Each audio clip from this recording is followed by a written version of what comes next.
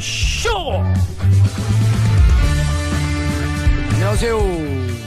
시대 양심 마성의 중독성 대체 불가 정봉주의 정치쇼 정봉주입니다. 자, 지금 이 시각 여러분이 가장 많이 찾아본 실시간 검색어 정현 세계 1위였던 조코비치를 꺾고 호주 오픈 8강 진출했습니다. 테니스의 새로운 역사 쓰고 있는 정현. 자, 그 다음에 안현수 러시아로 귀한 빅토르 아니죠. 평창 출전 명단에서 빠졌습니다. 도핑 의혹이 있다고 하네요. 세 번째 고대영 KBS 사장 해임 내일부터 가결됐습니다. 내일부터 업무 정상하고요. 고대영 우리 외대 선배인데요. 저하고도 개인적으로 친분이 있는 형님, 자유롭게 자유로운 영혼이 돼서 푹 쉬세요 이제. 자, 첫 곡 케니 로진스의 풋루스 메인. 정봉주의 정치쇼 1부 순서 들어가겠습니다. 자, 뉴스 브리핑 한겨레 21일 하가영 기자. 제가 감기는 다 났는데 목이 계속 안 좋은 새소리가 나갖고 네. 청취자 여러분들께 심히 죄송합니다. 저한테 전화해갖고 문자해갖고 당신 목소리 들어. 그리고 뚝 끄는 사람이 있거든요. 감사합니다. 조심하겠습니다. 들어온 목소리를 좋은 목소리로 바꾸겠습니다. 한겨레 21일 하가영 기자입니다. 네, 감사합니다. 자, 차민주님. 우연히 이 방송 오늘 처음 듣네요. 저는 보수주의자인데 제목이 마음에 드네요. 정치쇼 오늘 끝까지 들어볼게요. 정봉주님 화이팅. 자, 저도 보수주의자요. 제 보수주의자는 BOSS 보스. 보스주의자. 네. 용꼬리가 되는 뱀대가리가 되겠다. 보수주의자. 좋네요. 좋네요. 예. 확 낚였죠. 예. 예. 가시죠. 최영결님, 봉도사님 오늘도 흥겨운 하루 만들어 주소서.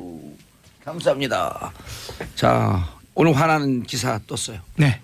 또 하나의 국기문란 사건이 드디어 사실로 드러났습니다. 양승태 전 대법원장 구속시켜야 됩니다. 사실 지난번에 양승태 대법원장 이야기하시면서 그 포토라인 언급하셨다가 예. 신중치 못한 거 아니냐라는 생각이 들어서 저도 좀 후회를 했는데 실제로 드러난 거 보니까 엄청나네요. 내가 포토라인 얘기했어요? 예, 그때 그런 이야기를 했죠. 저에게 기시감이라니까요. 제가 달리 봉도사가 아니에요. 그렇게 예견하신 거예요. 그럼요. 네. 깜짝 놀랐습니다 오늘. 깜짝 놀랐어요? 예. 뭐 그런 걸 다. 양승태 대법원이 박근혜 정부 청와대와 선고 전후에, 그러니까 판결 선고 전후에 의견을 나누었습니다. 그게 어떤 사건이냐면 국정원 댓글 대선 개입 사건에 연루된 원세훈 전 국가정보원장 항소심 재판과 관련된 내용이었습니다. 예. 충격적입니다. 어떻게 충격적인지 이제 설명을 드릴 텐데요. 청와대가 원 전 원장에게 항소심에서 실형이 선고됐어요. 그때 아주 큰 불만을 표시했고요. 대법원은 원 전 원장 재판을 당시 최대 현안이었던 본인들의 현안이에요. 상고법원 도입 문제하고 결부시켜서 활용하려는 전략을 그렇게 세웠습니다. 그리고 또 하나 대법원이 판사들의 성향과 동향을 조사했다는 이른바 판사 블랙리스트 의혹도 사실로 확인됐습니다. 예. 일부 언론에서는 리스트는 안 나오지 않았냐. 그리고 뭐 보수 진영에서는 이건 또 다른 일 아니냐라고 이야기하는데요. 이건 완전히 물타기고요. 판사 블랙리스트 맞고요. 그리고 그보다 더한 게 사법권의 독립이 헌법에 규정돼 있음에도 불구하고 이런 식으로 청와대와 거래하고 흡사 청와대가 이러저러한 지시를 내린 것을 이행하는 듯한 태도를 보였다는 것. 매우 충격적이지 않을 수 없습니다. 양승태 대법원장이 예. 청와대 OEM 역할을 한 거예요. 주문 생산이요. 주문 생산이요. 안타깝네요. 예. 예. 청와대 맞습니다. 출장소 입법 사법 행정 상권 분립은 초등학교 2학년 3학년 그 사회책에 나오는 거거든요. 그렇죠. 그 민주주의 기본 근간이에요.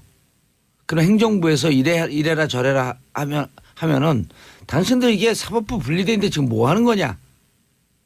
라고 야단을 치고 호통을 쳐야죠. 그렇죠. 그걸 예. 출장소 역할을 하고 OEM 주문 생산하고 판사들의 성향 분석을 하고 가족들 성향 분석을 하고 그리고 이거를 명단이 안 나왔다고 블랙리스트가 아니라고 하는 그런 언론은 오늘 문 내려야죠. 신문지 찢어버려야죠. 그러신 분들은. 어떤 신문은 한 건도 없는 신문도 있습니다. 일면에 없는 건 그나마 이해를 하는데요.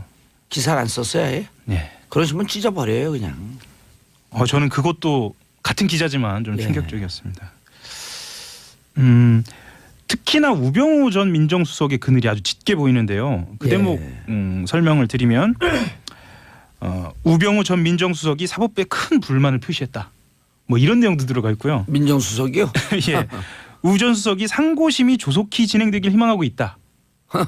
뭐 이런 내용이 들어가 있어요. 이거를 법원 행정처에서 작성한 문건에 들어있는 거예요. 그러니까 말하자면 우병우 수석이 어떤 심경인지 어떤 태도를 갖고 있는지 어떤 요청이 있는지를 이렇게 자세하게 본인들이 분석해서 시행하려고 한 듯한 그런 문건이 드러나는 거예요. 실제로 시행이 좀 됐습니다. 예를 들면요. 원세훈 전 원장 재판과 관련돼서 향후 결론의 재고의 여지가 있는 경우에 상고심을 조속히 진행하고 전원 합의체에 회부해 줄 것을 희망했다. 이렇게 내용이 나오거든요. 예. 실제로 전원 합의체에 회부했어요. 전원 합의체에 회부했죠. 그리고 전원 합의로 그 원전 원장에 대한 그 결정 파기환송해서 다시 2심으로 돌려보냈죠. 하 기자님. 네. 이게요. 네. 이렇게 방송하면요. 듣는 분들이 뭔 말인지 하나도 이해를 못해요. 그렇네요. 죄송합니다. 1심, 2심 설명을 해줘야 돼요. 원세훈 원장이 대선 때 댓글 국정원이 개입한 문제 때문에 그렇죠. 기소돼서 1심에서 선거법 유죄, 아니 국정원법 유죄, 선거법은 무죄. 그러니까 그걸 보고 김동진 당시 성남시청에 있던 판사가 지록 위마 말을 했죠. 보고 사슴을 보고 말이라고 했다. 네. 근데 2심에서 선거법도 유죄, 국정법도 유죄. 네. 라는 걸 설명을 해줘야죠. 맞습니다. 그때 당시에 우 전 수석이 그 법원 행정처에 2심이 어떻게 돌아가고 있느냐를 묻습니다. 그런데 행정처에서는 1심과 달리 2심은 어떻게 돌아가는지에 대해서 알기 어렵다라는 식으로 다시 통보를 해줍니다. 이런 내용도 문건에 들어있거든요. 어허. 실제로 2심에서 유죄가 나옵니다.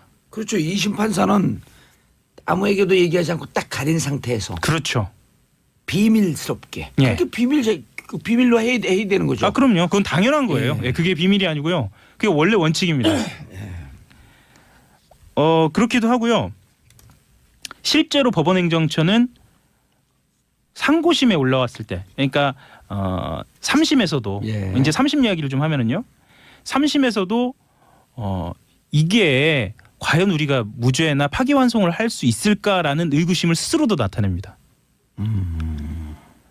민정수석 같은 경우에는 본인들이 가급적 전원합의체에서 원전 원장에 대해서 무죄를 해달라라는 취지로 이야기를 했는데 법원행정처는 스스로 논리적으로 이걸 할 수 있을까라는 의문을 나타내는 거예요. 그러니까 이게 대법에서 전원합의체를 또 설명해 줘야죠. 그렇죠. 네. 대법은 4부로 나뉘어져 있는데 사건이 올라오면 1, 2, 3부 중에 배당돼서 결정을 하는데 한 부에 3명의 판사들이 있잖아요. 그렇죠. 대법관이. 근데 3명의 대법관이 이견이 있을 경우 그렇죠. 전원합의체 13명이 하는 곳으로 넘기고 그런데 전원합의체로 넘기는 건이 많이 없잖아요. 없습니다. 대부분이 각 부에서 끝나는데 청와대에선 전원합의체로 넘겨줄 것을 요청했고 그렇죠. 그리고 대법원은 청와대 하청업체처럼 OEM처럼 전원합의체 넘겨서 어떻게 결론이 났죠? 13대 0. 13대 0으로 유무죄를 판단할 대법원에서 유무죄 판단하지도 않고 유죄로 사용한 증거가 좀 이상하니 증거를 좀 더 살펴봐라. 이거 보세요. 설명해 주시니 이해가 쏙쏙 되네 그러잖아요. 그냥 퉁퉁 넘어가면 어떻게 이해를 해요 그거를. 내가 지금 목이 아프니까 혼자 얘기 좀 하라고. 워낙 전문가셔가지고요. 자 그래서 전원합의체에서 어떻게 됐죠? 전원합의체에서 말씀하신 대로 그 증거 능력을 13대 0이라는 결론으로 파기해서 다시 재판하도록 했고요. 그 재판이 4년을 끌죠. 4년을 끕니다. 4년을 끌다가 가장 최근에 갖고 지난번에 3년형 나왔던 걸 뛰어넘어서 4년형이 됐죠. 왜? 촛불 이후에 재판이 진행됐으니까. 그렇죠. 제꾀에 제가 넘어간 거죠. 그렇게 됐습니다. 결과적으로. 그러니까 촛불 혁명이 이뤄놓은 게 이 사법정의까지 영향을 미친 겁니다. 그런데 이렇게 원세훈이 국정농단 특히 국정원이 대선 댓글 개입해서 국민의 뇌를 조작하려고 했던 이 심각한 역사적 사건에 청와대가 개입해서 그렇죠. 재판부를 쥐락펴락했고 양승태 대법원장은 이 뜻을 받아갖고 블랙리스트를 만들어서 전체 재판을 조작하려 했다. 이렇게 된 거 아니에요? 그렇습니다. 그럼 이런 사람 어떻게 해야 돼요? 제가 한마디 할게요. 감옥 가고 싶어? 싶어죠. 싶어? 이렇게 질문하신 거죠? 아니요. 감옥에 놓이죠. 네, 뭐 감옥 가고 싶어요. 그냥 바로 이런 분들한테 트랙을 줘야 돼요. 패스트 트랙. 바로 들어가게. 그 실제로 검찰이 들여다보고 있습니다. 지금 서울중앙지검 형사 1부가 양 전 원장, 양승태 전 원장과 고영한 전 법원 행정처장, 법원 행정처장도 대법관입니다. 그리고 임종헌 전 법원 행정처 차장 이런 사람들을 그 일부 시민단체 내부 제보 실천 운동이라는 시민단체에서 고발해서 직권남용 혐의로 지금 수사하고 있습니다. 그 법조계에서는 지금 현재 양 전 원장 등 전직 고위법관이 법원 행정처 문건을 보고받는데 그치지 않고 작성을 지시했는지 규명하는 데 좀 집중할 것으로 검찰이 집중할 것으로 보고 있습니다. 직권남용 혐의는 네. 5년 이하의 징역, 1,000만 원 이하의 벌금, 10년 이하의 자격정지. 네. 근데 이게 싼 형량이거든요. 그렇죠. 왜 그러냐면 직권남용은 그 전에 한 8급, 9급 공무원이 인허가 내줄 때 도장을 임의로 해갖고 딱 찍어버리는 거예요. 계장 과장이 찍어야 될 도장을. 이렇게 공무원이 하급 공무원이 직권을 남용해서 인허가 주는 이런 등등을 염두에 두고 만든 법이거든요. 실제로도 지금까지는 그런 식으로 처리가 되었죠. 그런데 그죠? 이번에 국정농단 사건에서 직권남용을 보게 되면 대통령직을 이용해서 스위스 은행에서 140억을 빼오거나 이렇게 대법원장 직을 이용해서 재판의 흐름을 뒤집으려고 했던 것 이런 거는 5년 이하의 징역에도 맥시멈 5년 나와요. 만땅이라고 하죠. 만땅 꽉 채우는 거죠. 그 판사 뒷조사한 내용 그러니까 블랙리스트 내용을 보면 더 충격적입니다. 그래요? 예를 들면 2009년 촛불 집회 관련돼서 한 판사가 문제를 제기합니다. 당신은 어떤 의혹이 제기돼 있었냐면 특정 판사에게 몰아서 배당을 하고 법원이 구속영장 심사에도 개입했다. 뭐 이런 의혹이 제기돼 있었거든요. 여기에 대해서 한 판사가 그거 자체에 문제가 있다. 이건 조사해야 하는 거 아니냐라고 문제 제기를 하자 이 판사에 대해서 뒷조사를 한 다음에 선동가 아웃사이더 기질이 있다 이런 식으로 뒷조사해서 판단을 한 겁니다. 또 그리고 판사 모임이 있어요. 판사 모임이 있는데 그 판사 모임을 이끌었던 그 의장에 대해서는 학생운동 경력이 있다라는 문건도 작성해 놨고요. 그러니까 쭉 들여다보면은 예를 들면 뭐 젠더 성향이 있다. 젠더 운동에 관련돼서 관심이 많다라든가 뭐 학생 운동, 시민 단체 뭐 이런 식으로 각자의 그 성향에 대해서 분석을 해 놓은 거 보면 재판 스타일이나 심지어 가정사까지 부인이나 남편이 뭘 하고 있다라고 하는 것까지 광범위하게 정보를 수집한 것으로 조사됐습니다. 이 정도면 사찰입니다. 민간인 사찰이요. 민간 사찰 아니에요. 판사. 판사 사법부 사찰. 4916님 봉도사님 욕 좀 해도 될까요? 참 대한민국 창피하네요. 대한민국 창피한 게 아니라 대한민국 자랑스럽고요. 대한민국을 농단했던 세력이 창피한 거죠. 더 큰 문제가 있습니다. 빨리 했어요. 시간 없어요. 더 큰 문제가 있습니다. 뭐냐면 파일 삭제한 흔적도 있고요. 모품 파일도 있고요. 그러니까 아예 풀지를 못했어 비밀번호 때문에. 그리고 아예 못 들여다본 컴퓨터도 있어요. 협조를 안 해줘가지고. 지금요? 네. 그 안에 더 핵심적이고 더 본질적인 것이 들어있지 않을까라는 의심을 갖고 있습니다. 그렇기 때문에 이런 사람들 구속 수사해야 되는 거예요. 제가 구속하라는 이유를 이제 알겠죠. 왜냐하면 증거인멸, 도주. 아니 저거 비밀번호 얘기 안 해주는 게 증거인멸 접근성 차단하는 게 맞습니다. 증거 조작 가능성이 다 있는 거 아니에요. 그러니까 지금 현재 그 논란의 중심에 서 있는 사람들 몇 명 있는데요. 그 특히 그 김모 전 심의관 법원행정처 관계자 같은 경우에는 저장된 파일 중에 적어도 300개는 삭제된 상태였고요. 복구하려고 했지만 파일명도 확인하지 못했다는 거 그래요. 이거는 지금 현재 법원행정처의 포렌식 기법으로도 안 된다? 안 된다. 우리나라 최고의 포렌식 기관은 검찰과 경찰이 갖고 있습니다. 거기로 넘어가서 포렌식을 해야 한다. 이런 주장들이 나오고 있고요. 검찰로 넘어가려면 바로 제가 얘기했잖아요. 구속 수사해야 한다고. 집요하게. 집요하시네요 정말. 그리고 판사 사찰과 관련된 총 책임자로 의심받는 임종헌 전 법원 행정처 차장이 사용한 컴퓨터 같은 경우에는 행정처에서 아예 조사 거부했어요. 그래서 열어보지도 못했습니다. 예. 그리고 나머지 이 양반들이 진짜 이 사람들이 진짜 예. 사람들이 지금 대한민국을 우습게 보는 거예요. 그러니까 지금 정신을 못 차렸다고 해도 예. 뭐 과언이 아닌 것 같습니다. 이 정도면은요 너무 심각해서 사실은 재판과 관련된 법원과 관련된 내용이라서 실생활하고 뭐 크게 관련이 없다라고 혹시 생각하실 수도 있겠는데 이거는 우리 그러니까 대한민국의 철학의 문제입니다. 철학의 문제가 아니고요. 제가 네. 2011년 양승태 대법원장 되기 전에 네. 됐을 때 네. 그때 재판받고 감옥 갔거든요. 네. 정봉주 재판 누가 뒤에서 조종했는지 양승태 대법원 2부 대법관 있을 때 제 재판이 2009년도에 거의 그러네요. 배당되고 양승태 대법원장 시절이네요. 2011년 예. 대법원장이 되자마자 저를 감옥에 보내잖아요. 제 재판 누가 어떻게 관여했는지 그거 들여다봐야 된다니까 그 파일 나오면 거기 있어요. 여기 있습니까? 거기 있어요. 100% 예견하시는 있습니다. 겁니까? 그럼 100% 있어요. 좋습니다. 저기 딱 와요. 네. 예, 좋습니다. 알겠습니다. 인사해야 돼요. 끝났어요. 벌써인가요? 예. 예. 한겨레신문 하영 기자였습니다. 감사합니다. 예, 수고했습니다. 박세준님, 우리가 정치도 공부해야 합니다. 정봉주 정치쇼 듣고 공부해야 합니다. 다신 이런 일 없게 투표 잘합시다. 이태훈님, 요새 정치쇼 듣는 재미에 삽니다. 자, 하영 기자님 감사하고요. 정치쇼 2부 어디 갔어요? 없어졌는데. 언니 뉴스 여성의 시각 엄마 언니의 시선으로 뉴스를 고르고 분석해드렸습니다. 언니 뉴스 세 분 양지열 언니 변호사님. 안녕하세요. 엄마 언니의 시각을 제가 어떻게 이해를 하고 얘기를 할까요? 근데 MBC 잘 되고 있어요? 한번 잘 시선이 되고 있습니다. 예, 무리 없습니다. 예. 그러니까 아니 본인은 무리 없다고 생각하죠 늘. 아 그럼 저만 생각하면 되죠 뭐. 제가 중요하죠 뭐. 그럼 아니 듣는 사람들이 평이 좋아요. 그래요? 계속 쭉 가세요. 네. 누가 주변에 그런 얘기를 해주시던가요? 그럼요. 그 MBC 회사에 그렇게 좀 얘기를 해달라고 좀 전해주세요. 회사에서 그렇게 얘기했더라고요.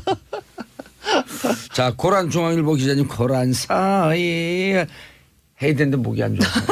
안녕하세요. 예. 고란입니다. 자, 그리고 오늘 최민희 의원님 지금 재판 중이에요. 오늘 11시부터. 곧 재판이 정말 시작돼요. 억울한 재판이 진행되고 있는데 1심에서 200만 원 받았어요. 선거법. 그 유지가 되면 안 되는데 오늘 선고야. 유지 안 될 것 같아요. 자, 대신 땜빵 전문 아닌데 엉겹결 땜빵. 엉땜빵. 김진애 의원님 자리하셨습니다. 안녕하세요. 전 위원이고요. 예. 제가 언니 뉴스는 제가 솔직히 이 정치쇼 중에 예. 가장 즐겨 듣는 코너예요. 그래서 제가 굉장히 영광입니다. 최민희 의원님 걱정하지 마십시오. 무죄 받으실 거고요. 제가 잘해 놓겠습니다. 아니 무죄는 못 받아도 네. 한 80만 원만 80만 받아도 원, 돼요. 100만 원 이하면 되는 거니까. 네. 한 99만 원 받았으면 좋겠어. 약으로. 자, 샵1035 짧은 문자 50원 긴 문자 100원 문자 보내주시고요. 양지열 변호사님. 예. 200이면 20에서 한 80 정도 나오지 않을까? 아니 기왕이면 무죄 받으셔야죠. 아, 무죄. 네. 100만 원 미만으로 떨어지면 이제 선거에 영향이 없기 때문에 네. 100만 원 밑으로 떨어지라고 이제 김 박사님이 농담을 하시셨지만 무죄 나오시는 게 더 낫지 않을까요? 근데 보통 그래도? 1심에서는 예. 재판 전략이 유무죄 무죄 투쟁으로 가다가 2심에서는 양형 투쟁으로 가잖아요. 그런 경향이 좀 있고 실제로 그렇게 해서 이제 뭐 반성하는 태도를 보인다거나 하면 예. 되는데 이제 그거는 제가 최 의원님 재판 과정을 보질 않았으니까. 왜냐하면 반성하는 태도만 보여도 절반 밑으로 많이 깎아주는 게 일반적이니까. 사실. 예. 알겠습니다. 7323님 60대 택시 아줌마입니다. 정치쇼 듣는 시간만 기다리며 살아요. 김경님 김진애 박사님 반가워요. 너무 좋아요. 원래 김진애 박사님은 4대강 전도사였었는데. 전도사가 아니라 참네. 4대강 반대가 생략됐잖아요. 반대. 아니 이 양반들이 그냥 MC를 죽이려고 그래. 아니 김 박사님 명예가 나 가끔가다 저를 소개할 때 4대강 전문가라고 소개를 하니까 미치겠어요. 4대강 반대 전문가. 4대강 전문가는 저쪽에 있지 MB. 근데 나 그러니까 4대강 진실 전문가라고 그러죠. 4대강 진실. 그거 좋네요. 진실 전문가. 반대가 아니라 진실. 예. 반대라고 4대강 반대라고. 4대강 폐폭 전문가.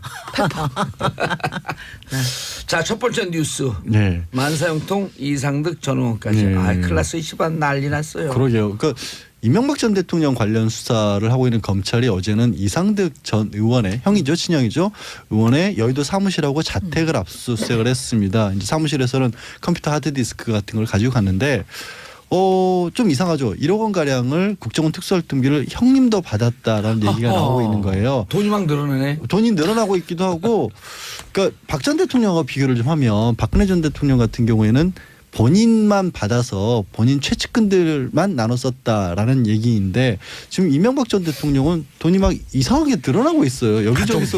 여기저기서 받은 것 같다라는 식으로 검찰이 보고 있고 예. 또 이상득 전 의원 같은 경우 왜 받았냐라는 얘기가 당시 이제 원세훈 국정원장 시절에 예. 인도네시아 그 대통령 방한에 있었을 때 호텔 이렇게 우리 국정원 직원들이 걸렸죠. 들어갔다가 걸렸잖아요, 2명이. 청소 아줌마한테 걸리셨죠. 그런 창피한 일이 벌어지던 시점이었는데 혹시 그거를 무마하기 위해서 이제 돈을 건넨 게 아니냐라는 의혹을 좀 받고 있기도 하고요. 근데 참 이상득 전 의원 같은 경우에는 그걸로 끝날 게 아니라 사실 이 얘기를 국정원에서 돈이 나갔다는 얘기를 많이 털어놓고 있는 사람 중에 하나가 김주성 전 국정원 기조실장 아니겠습니까? 근데 이 기조실장을 이명박 전 대통령과 연결시켜 준 사람이 사실은 이상득 전 의원이거든요. 원래 이상득 전 의원 쪽의 인물이었어요. 그러니까 재계 인물이었지 어떻게 보면 국정원과 인연이 있던 사람이 아니었는데 이제 예산을 주물러야 되기 때문에 특별히 신뢰할 사람이 필요하다라고 해서 이제 이명박 전 대통령이 추천을 했고 그래서 국정원 기조실장을 맡았던 인물이 서울시장 시절에 세종문화회관장까지 하지 않았나요? 네, 그렇죠. 예. 그랬죠. 그게 이제 그렇게 연결됐던 게 사실은 이제 이상득 전 의원이었거든요. 그러면 이 기조실장이 지금 입을 열고 불리한 얘기들을 하고 있는데 그걸 추천해 준 사람에 대해서까지 압수수색을 했다 검찰이 그럼 뭔가 상당한 내용을 또 파악한 게 아니냐라는 추측이 가능하고 또 하나 또 봐야 될 거는 다스의 대주주잖아요. 이상득 전 의원이. 이상은이죠. 그건. 이상은. 혼돈을 일으켜서 죄송합니다. 하여튼 그러면 이제 이상득 의원에 관해서도 잠깐 소개하신 것처럼 만사형통 큰형님이었는데 그리고 정치로 입문시킨 사람도 사실 큰형님이었는데 이분을 압수수색을 했다라는 얘기를 듣고 이명박 전 대통령이 이랬답니다. 비가 많이 온다.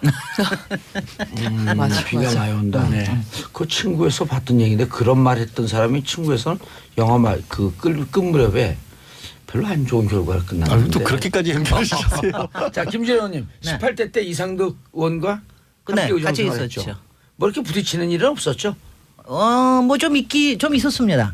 일단은 이제 이상득 의원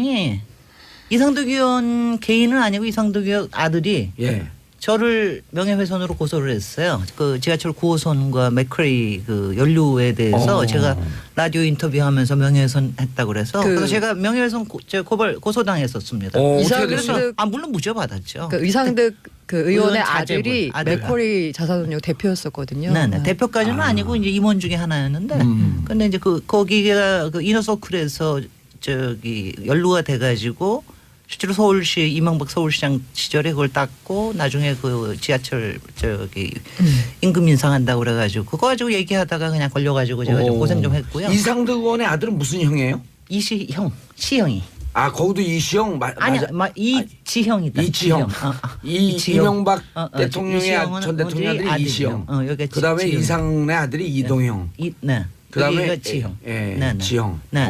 그렇게 됐고. 족보를 캐고 그다음에 뭐 제가 또 하여튼 이상득 의원이 분명히 상황이고 만사형통인 건 확실한 당시에 워낙 영폴 라인들이 국회를 꽉 잡고 있었기 때문에 특히 국토위는 꽉 잡고 있었어요. 그런데 국토위에 여러 가지 국정감사 하다 보면은 하여튼 포항에 걸리는 일들이 이상득 의원이 뭐 가령 LH를 동원해서 거기에 뭐 프로젝트를 했다라든가 뭐 이런 것들이 워낙 많아가지고 또 국토위 같이 하셨잖아요. 그거 같이는 안 했고 제가 이제 거기 영포 라인에 있는 사람들을 위원장 할 때 제가 좀 이제 그때 좀 시끄럽게 굴었으니까 아마 밑보였겠지. 근데 이제 이랬어요 분위기가. 난 한마디로 이렇게 생각을 해. 왜 우리가 스타워즈에 보면은 그 무서운 인물이 다스베이더잖아요. 근데 다스베이더보다 더 무서운 사람 있죠? 왜? 다스베이더 스승.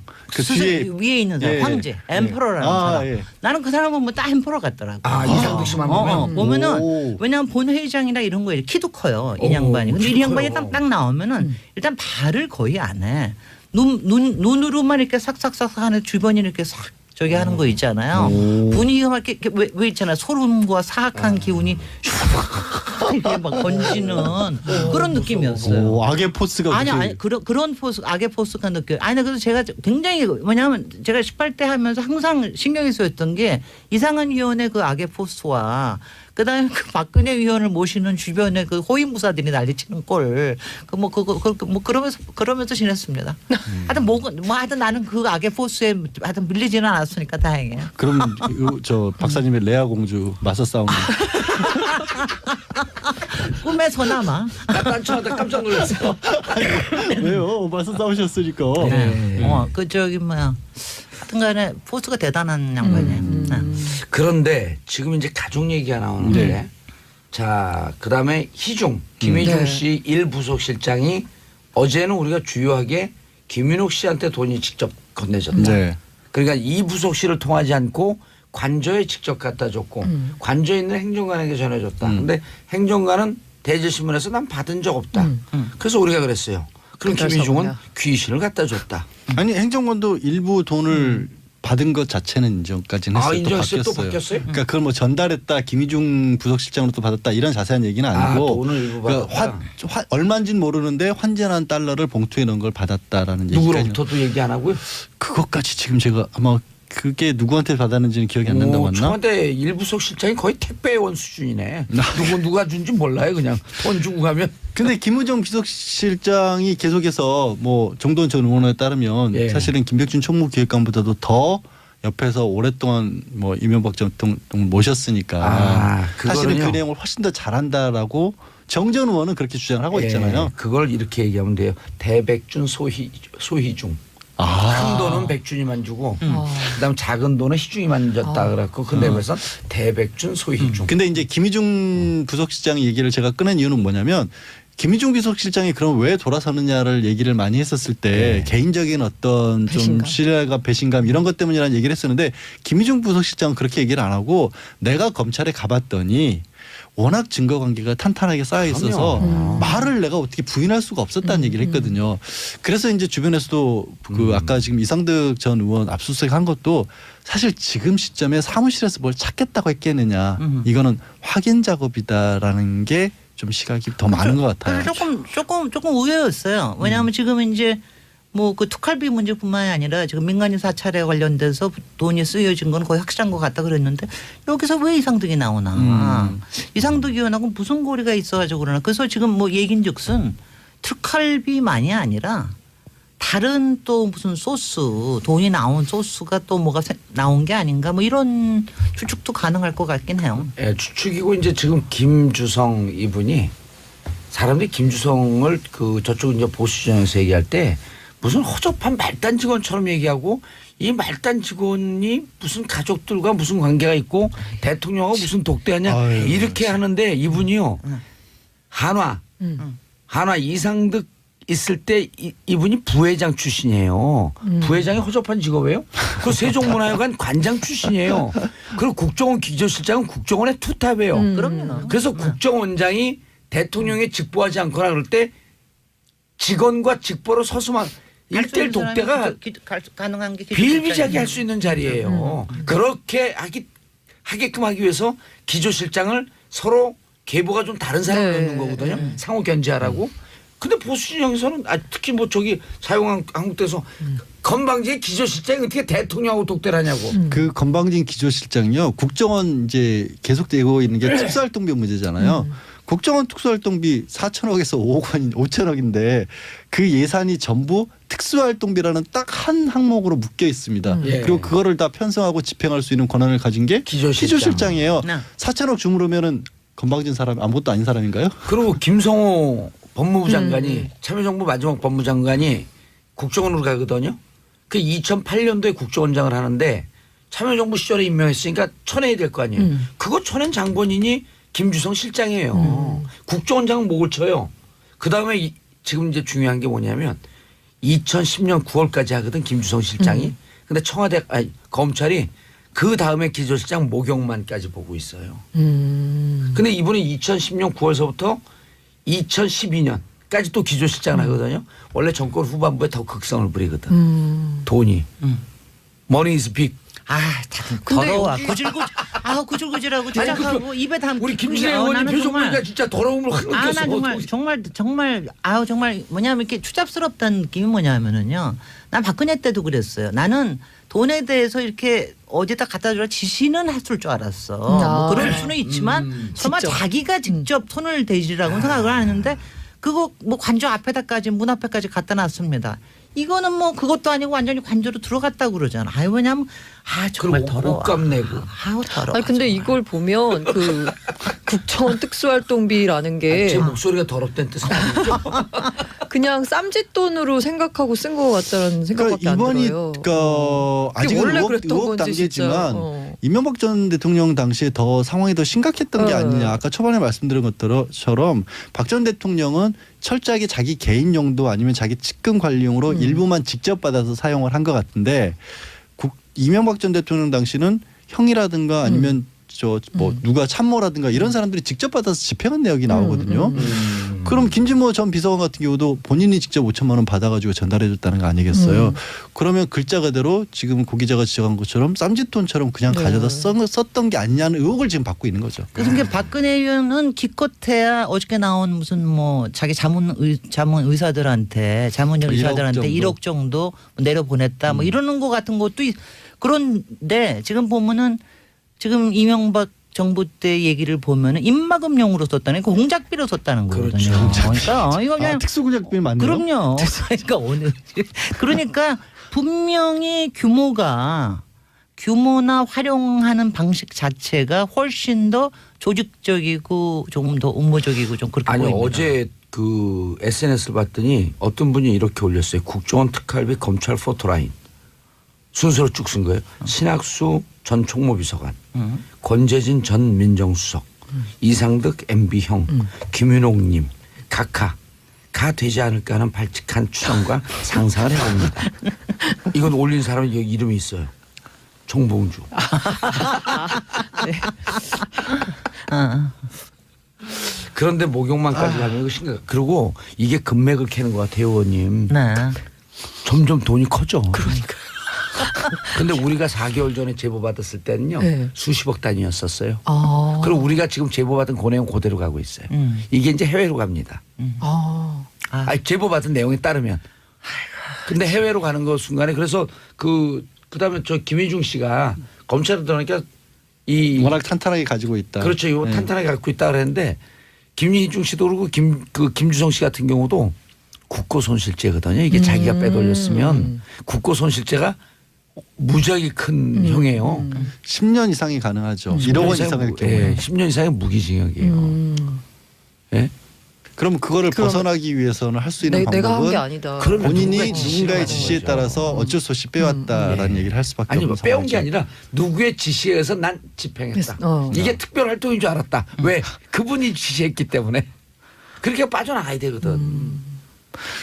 그 이참에 그 특수활동비라는 거 좀 어떻게 투명하게 할 수 있는 방법은 없나요? 지금 그건 근데 그건 특수활동비라는 나와 있지. 용어 자체가 사실은 법에 없는 말이에요. 그러니까 뭐냐면 국정원 같은 경우는 특수활동이라는 걸 하긴 해요. 네. 근데 지금 특수활동비라는 이름으로 한 19개 기관에서 이 돈을 쓰고 있는데 이게 어떤 얘기냐면 뭐라고 딱히 그 통제를 받기 싫을 때 그 돈을 특수활동비라고 해서 그냥 쓰는 거거든요. 근데 내부에 기록은 다 남기게 돼 있고 내부에서 저기를 하게 돼 있으니까. 내부에 지금 이제 네. 이번에 문제가 된 게 이제 기조실장들은 본인들의 옛날에는 본인들 관리용으로 기조를 했던 거지 그걸 국회에 들고 가서 감독받지도 영수증도 않는 필요 거거든요. 글쎄 말이에요. 영수증도 필요가 없고. 그렇습니까? 그 돈이 아까 제가 지적한 게 이거예요. 다른 부서들은 그나마 정상적인 예산이 편성이 돼 있고 아주 일부 검찰 같은 경우도 사실은 수사를 하다 보면 실제로 밥값이라도 들 때가 있거든요. 예산으로 정식으로 통과받기가 어렵더라도. 근데 국정원은 그냥 4천억 5천억 원이 특수활동비라니까요. 다른 게 없어요. 그리고 알아서 배분하는 거예요. 내부에서. 그래서 그 부분을 국회에서도 법을 바꿔서 필요한 부분을 인정을 하더라도 나머지 부분들은 아니 국정원 직원들도 하다못해 사무실에서 뭐 모자란다. 갑자기 왜 모자? 제가 김진애 박사님 보고 있다 모자가 떠올랐는데 제가 딱 그냥 짜줄게. 책상 사고 컴퓨터 여기에 사고 특활비 안 써셔도 돼. 이거는 그런 예산은 투명하게 하자는 거죠. 그렇죠. 그리고 감사도 받을 수 있고 국회 정보위에 보고하면 되거든요. 비공개로. 그리고 1급이나 2급 비밀로 클래스파이 해갖고 딱 분류해갖고 이거 공개하는 사람 법적 처벌 물으면 되는 거예요. 그렇게 했고 어쨌든 감사를 받으면 되는 거 아니에요. 예. 근데 지금까지는 안 됐었다는 거죠. 그럼 그렇죠. 통째로 안 안 돼 있었죠. 했다는 거죠. 예. 자, 김진호 박사님 오셨으니 요즘 MIT예요? 인지하셨어. 예. 우리 좀 미트볼 뭐 고기만 생각했지 이게 MIT 도시계획학 박사. 네, 네. 그럼 몇 년 계셨어요 미국에? 미국에 7년 있었습니다. 석사하고 박사하고 좀 오래 유일한 있었습니다. 여성 박사시라고. 아이 그렇지 않아요. 누가 아니, 거짓말 한국 사람 자꾸 해. 중에. 가짜 뉴스야 그거. 한국 사람 그것도 중에. 가짜 뉴스야. 그래요? 이러시잖아요. 아니, 이것도 가짜야. 이거 아니세요? 아니 스스로 모든 걸 다 부인하세요. 아니 그냥 아니 그게 아니라 가짜 MIT 뉴스 나온 거는 확실해. 가짜 뉴스가 맞아요. 이 뉴스를 우리가 가짜. 그러니까 MIT 박사라는 건 확실합니다. 네. 네. 가짜 박사는 아닙니다. 진짜 박사 도시계획학. 네. 한때 서울시장 출마하려고 준비하시고 그랬잖아요. 그런 적은 없었고 꿈은 좀 있었죠. 꿈은 이루어진다. 꿈은 이루어진다. 그럼 저기 지금 박원순 시장 잘하고 있는데 제가 여기서 저기 하자면 저는 사실 박원순 시장이 되면서부터 예. 내가 꼭 하지 않아도 괜찮다 이런 생각을 했습니다. 네. 박원순 시장이 워낙 저하고 노선도 좀 비슷한 데 있고. 우리 시비 그리고 걸려요. 워낙- 자꾸 얘기하면. 네. 알았습니다. 네. 자 그리고 재건축 초과이익 환수제 맞춤형 이슈로 가져오셨네요. 전공. 글쎄 이게 이제 요새 그저께 국토부가 발표를 하는 바람에 이제 어저께부터 굉장히 이게 난리죠. 뜨거워졌는데, 그러니까 재건축 초과 이익 환수 법이라는 게 지난 5년 동안 유예가 유예됐어요. 됐어요. 2013년부터 유예가 됐었죠. 그렇죠. 그러니까 박근혜 정부 동안에 이제 한 번에 걸쳐서 연장을 해가지고 거의 6년 동안을 유예를 했습니다. 법은 언제 통과됐어요? 법은 2006년이니까 정몽준 의원이 하셨을 걸. 그랬어요. 그래가지고 예. 유예가 됐는데 이제 올해부터 이제 이거를 이제부터는 시행하는 시행을 거죠. 하게 되는 겁니다. 예. 그래서 사실은 작년에 굉장히 이 재건축이 이제 끝날라 그러면은 예. 확실하게 그냥 관리 처분 인가 계획까지 인가를 받아야 되거든요. 근데 작년까지 받느라고 난리를 쳤어요. 그게 바로 이 초과 이익에 대해서 분담을 안 하려고. 그 작년까지 그래서 지금 난리가 났는데 요번에 이제 이게 올해부터 시행이 되는데 국토부에서 이제 말하자면 추정이 되는 이익 부담금이 얼마나 되느냐라고 예. 하는 거를 낸 거예요. 추정금을 냈는데 그게 냈는데 평균 3억 5천쯤 되고 예, 많은 최고. 경우에는 한 8억쯤 된다. 하루쯤 된다. 근데 그 이후에 네. 광고 듣고 가면 안 될까? 그럼요. 광고는 자, 본인이. 광고 듣고 3부 돌아오겠습니다. 채널 고정하셨어. 정봉재 정치쇼 3부 순서 들어가겠습니다. 언니 뉴스 양절 변호사님, 고란중앙일보 기자님, 그리고 김진애 MIT 도시계획학 박사 출신의 전직 의원님. 네. 예. 자, 샵1035 짧은 문자 50원, 긴 문자 100원 문자 보내주시고요. 6417님, 봉도사님, 도봉동 봉제공장 해피걸입니다. 사장님 정교선 화이팅 한번 해주세요. 저 혹시 훌륭해져다. 자, 정교선 사장님 화이팅! 아자아자 가즈아!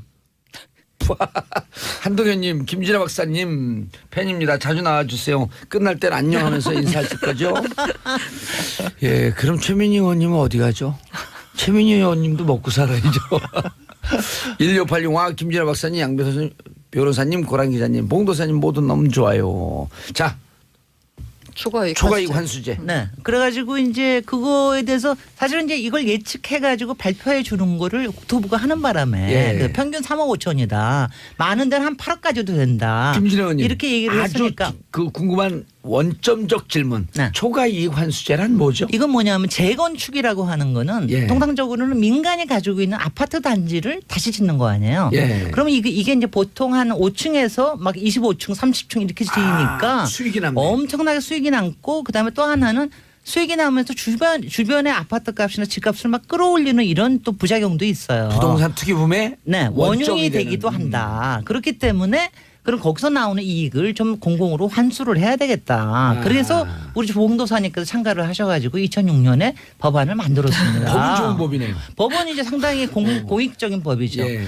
그런데 이거를 사실은 적용을 한 3, 4년 하다가 기껏해 이거 적용된 단지가 6개인가밖에 안 돼요. 6개밖에 안 되고. 그때 당시에. 네. 그리고 이명박 정부 말기에 이거를 갖다가 유예시키기로 했어. 3년을 유예시키기로 했고 또 박근혜 정부에서 다시 3년을 유예시키기로 해서 지난 6년 동안 이게 적용된 게 하나도 없는 거예요. 그래서 이제 작년 말까지 올해 1월부터는 이 초과 이익 환수제가 이게 적용이 되기 때문에 작년 말까지 관리처분인 가격을 받기 위해서 꽤 난리를 친 거죠.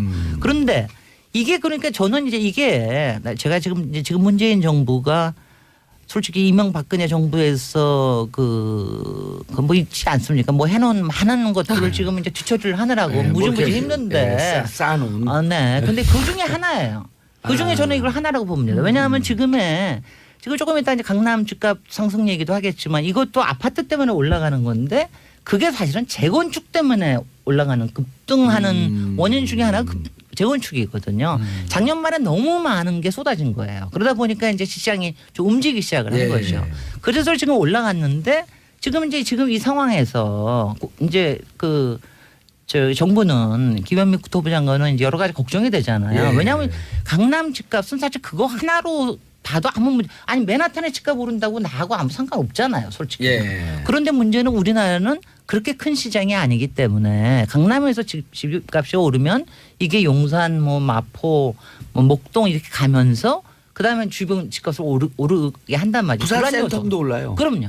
그렇기 때문에 그래서 이제 지금 이제 이거의 원흉이 재건축이기 때문에 이명박근혜 정부에서 풀어놓은 거 이거 유예시킨 것뿐이 아니라 또 하나가 재건축에 워낙 40년 이상을 재건축을 하게 돼 있었는데 그걸 30년으로 낮춰놨었거든요. 완화를 해놨었거든요. 그걸 다시 30년 이것도 다시 40년으로 하는 거를 아직 백도는 안 했고 백도를 검토할 예정이다. 근데 이것만 하더라도 검토를 예정이다. 근데 이것만 하더라도 시장을 굉장히 이제 마지막 들뜨게 만드는 요소가 되는 거예요. 그래서 지금 그러니까 뭐냐면 이제 지금 이제 뭐 언론에서 많이 거론되는 거는 정말 3억 5천이라 된단 말이야. 어허. 그다음에 또 하나는 이거 초과 이익 환수한다는 것 자체가 사실 그동안 여러 가지 문제들이 제기가 많았어요. 그래서 이걸 다 위헌 소송하겠다는 사람도 무지 많습니다. 그래서 뭐 이러는데 근데 이걸 생각을 하셔야 돼요. 아니 제가 너무 이거 왜냐하면 이런 얘기를 하면 제가 너무 길게 얘기를 하기 때문에 오히려 재미가 없어질 수가 있어. 전문가시니까 아니 그래도 그런데요. 제가 이런 거예요. 뉴타운 할 때 제가 사실은 18대 국회의원 할 때 4대강만 한 게 아니라 뉴타운 출구 전략 법을 만들기 위해서 죽을 똥을 쌌어요 정말. 왜냐하면은 뉴타운 그때 얼마나 문제가 됐습니까? 맞습니다. 왜냐하면 자기 분당 아무것도 아니면 그냥 헌집 주면 새집 지원을 주는 줄 알았더니 내가 1억도 내야 되고 2억도 내야 되는데 그러니까 사람들이 깜짝 놀라가지고 이거 재개발하면 안 되겠다. 그건 재개발이었어요. 그래서 그 출구 전략을 만들기 위해서 저는 국회에서 또 박원순 시장은 서울시에서 굉장히 많이 해서 겨우겨우 그 출구법을 만들었거든요. 그때도 그렇게 힘들었는데 지금도 마찬가지인 거예요. 이건 뭐냐 하면 근데 지금은 이제 힘들 건 없습니다. 하도 이제 시장에서 난리치는 사람들이요. 지금 현재로서는 한 6, 7만 가구 됩니다. 여기 지금 30년에서 40년 사이에 걸려져 있는 사람들이 뭐 전체를 다 하면 한 20만 가구 될 텐데 이 가구를 이 사람들이 이제 계속해서 여론을 들쑤시면서 뭐 얘기를 하는 건데 저는 이제 이 악순환을 고리를 끊어야 된다고 생각을 해요. 왜냐하면 그때 초과이익 환수제 만들고 재건축 40년 만들었으면 그냥 계속해서 거기서 갔으면 되는 걸 갖다가 유예하고 또 30년으로 낮추고 이러는 바람에 흐트러진 거거든요. 정상으로 가야 되고 왜 이러냐면은 이게 우리가 지금 30년 지나서 40년 넘어간 게 이제 몇 개 뭐 한 20만 가구 된다고 그러지만 조금 있으면은요 뭐까지 나오냐면 지금은 잠실 뭐 송파에 있는 거 몇 개 뭐 압구정 현대 뭐 이런 거지만 조금 있으면 목동 조금 있으면 일기 신도시 분당 일산 여기 다 나오죠. 뭐 3번 다 들어가는 거예요. 그럼 우리 맨날 그거 올리고 살아야 되냐고. 그리고 문제는 뭐냐면 그렇게 해가지고 계속해서 올리면은 거기 사는 사람들도 불안한 거예요. 야 이거 계속 뭐 조금 있으면 팔면 나가야 돼? 그럼 왜 우리는 언제 왜 리모델링을 왜 못하냐고요. 그리고 뭐 농부에 나온다 그러면 아니 관 고치면서 살면 되는 거 아니야. 도대체 이거 이렇게 자원 낭비하면서 우리 전체를 불행하게 할 수는 없습니다. 자 그럼 초과이익 환수제는 실현되지 않은 이익에 대한 과세라는 반발이 거세고 초과이익 환수제는 이런 반발은 있지만 해야 된다. 했어야 된다 이미. 이미 했고 지금 하고 있는 중이다. 위헌도 근데 이제 아니다. 다만 아니 위헌은 지금 헌법재판소에 벌써 한 3개 단지에서 이미 들어가 있어요. 예. 근데 지금 3, 4년 동안 결정이 안 헌법재판소 결정을 안 한 거죠. 이번에 들어가면 이제 한꺼번에 묶어가지고 결정을 할 겁니다. 근데 이제 뭐 이 부분에 대해서는 뭐 미실현 소득에 대해서 이거 하는 거에 대해서는 뭐 저기 합헌 결정 나온 것도 있으니까 이건 뭐 그 따져봐야 되는 94년도에 거죠. 토지 초과 이득세라고 이 재건축은 아니지만 비슷한 미실현 이익에 대한 과세에 대해서 헌법재판소가 그 합헌 결정을 내린 게 있거든요. 네. 그래서 국토부가 그 지금 이제 거기 단지에서 문제 제기하는 미실현 이익에 대한 과세다라는 부분에 대해서는 이미 헌재에서 합헌 결정을 했다라고 얘기하고 있는 거고요. 그러니까 그 부분은 이제 저는 이제 저도 이제 음. 초과이익 환수제는 자체는 찬성하는데 법적으로는 그때는 뭐가 있냐면 국가가 도로를 뚫어준다든가 국가가 대규모 어떤 그렇죠. 설비를 했었을 때 기간 산업을 해주는 덩달아서 내가 얻은 건 내가 아무것도 안 한 거잖아요. 그러니까 이제 그 부분에 대해서는 초과이익 환수하는 게 합헌이라고 했는데 재건축은 어쨌든 내 땅, 내 소유 건물을 가지고 하는 거기 때문에 한 가지 문제가 있고 두 번째는 미실현 이익이라는 게 별게 아니라 이게 법으로 따질 때는 항상 이런 게 문제가 돼요. 분명히 뭐냐. 집값이 오른 건 사실인데 사실인데 내 손에 아직 쥐어진 그 돈이 시장에만 없는데 시장에서 호가지 네. 내 손에 있는 거 아니야. 아니니까 여기에 내가 세금을 나중에 매기는 게 팔면은 맞느냐 이렇게 싸우는 거예요. 내야 될지 모르지만 그때는 또 값이 떨어질지도 몰라. 그러니까 그런데- 정부에서는요. 네. 초과 이익 환수제 하는 게 실질적으로 공익적으로 세금을 걷겠다라고 하는 뜻도 있지만 네. 지금 말씀하셨듯이 불필요하게 자꾸 재건축하지 말고 사실은 리모델링해서 이제 제일 써라. 그겁니다. 리모델링해서 왜냐하면 이거 써라 하는 이런 얘기 아니에요? 게 예측 가능하게 만들어 주려고 그러는 거예요. 말하자면 우리 전체 주택 정책이라고 하는 예. 게 지금 뭐 100%가 올라간 지도 굉장히 오래됐고 이제는 뭐 무작정 지어야 되는 건 아니란 말이죠. 그러니까 이거를 그리고 한편에서 공공임대주택도 지어야 되고 뭐 등등의 이걸 하는 과정에서 이렇게 자꾸 시장 교란을 일으키는 재건축이 이 있으니. 돌연변이적인 이 재건축들 예. 특히 강남에서 일어나는 것들이 이걸 시장 교란하는 거는 이건 바람직하지가 않은 거다. 그리고 그런 걸 통해서 지나치게 많은 이익을 얻는 거는 이건 문제 있지 않느냐. 가령 예컨대 어저께 정말 국토에서 발표한 대로 어떤 단지에서는 이번에 20개 단지를 그 대상으로 해서 조사한 건데 어떤 단지는 8억쯤 나온대요. 8억이면 실제로는 16억쯤 그게 한 50% 되거든요. 그러니까 16억쯤 초과 이득을 만드는 거거든요. 그러면 이거는 그럼 로또가 당선 뭐 이런 그러니까 생각이 이게 난단 말이지. 국토부가 무슨 산정 근거를 했는지 모르지만 어쨌든 했더니 최고 8억이 나오는 단지가 있었다는 뭐 건데 저는 추측은 됩니다. 이게 발표를 안 했기 네, 때문에. 네. 근데 이 초과 이익 환수제가 최고 그 이익금의 50%거든요. 예. 그럼 8억이 나왔다는 의미는 1억 1천만 원이 넘으면 최고 50%인데 16억이 이득이란 얘기거든요. 예. 그럼 이제 8억을 낸다. 여기에만 딱 꽂혀 있는데 다시 말하면 8억은 내가 이익을 얻는다라는 거거든요. 아니 그리고 이걸 팔 때 내는 거 아니에요.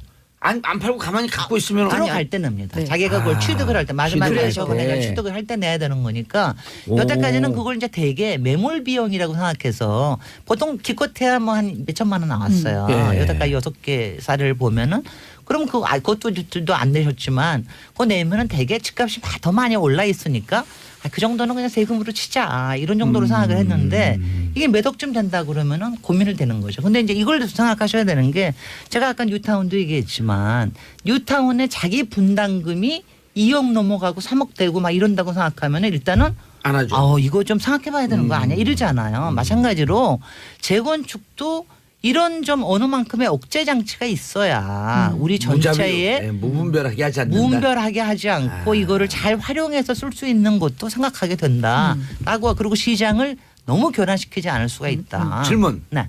그런데 자 내가 이제 재건축해갖고 들어가요. 네. 들어가는데 재건축 들어가는 비용도 좀 있고 이사 비용 등등 했고 없는데 새로운 지출이 생겼던 거란 말이에요. 네네. 근데 또 들어가는데 네. 내가 그 정도 세금을 낼 생돈이 없는데 그런 사람들이 많지 않죠. 근데 이제 이렇게 생각하시면 되는 게요. 그건 너무 궁금한데. 이게 또 더 중요한 게 그런 사람들보다는 예. 되게 새로 사서 들어오는 사람들이 더 많습니다.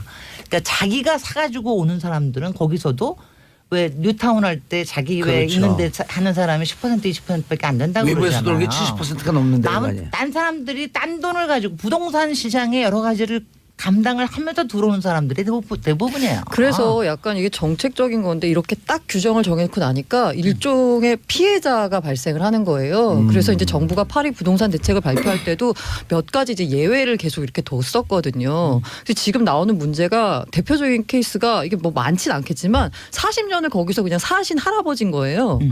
이분은 그냥 거기서 그냥 살았는데 집값이 그렇게 많이 오른 거죠. 그래서 만약에 이렇게 하면 분담을 내야 되는데 당장 돈이 없는 거죠.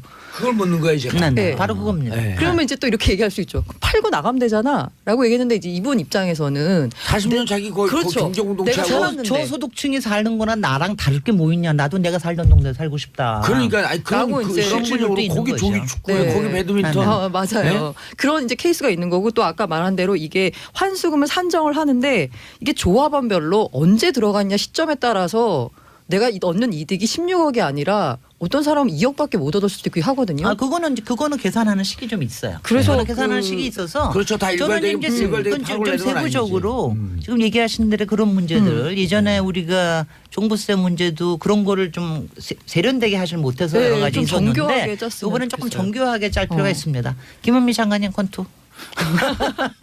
근데요 이거는요 김은미 한 가지 장관님 뭐냐면 법제도 그렇지만 사실 이거는 지금 국토부를 탓할 일이 아니에요. 국토부는 그냥 하고 있는 일을 하는 것뿐입니다. 그리고 국토부는요, 솔직히 이거 재건축 초과 이득에 대해서는 구청에서 미리 이걸 계산을 해가지고 알려주게 돼 있어요. 그걸 조금 미리 알려준 것뿐이에요. 왜냐하면 지금 이제 하도 또 들썩이니까 알려준 건데.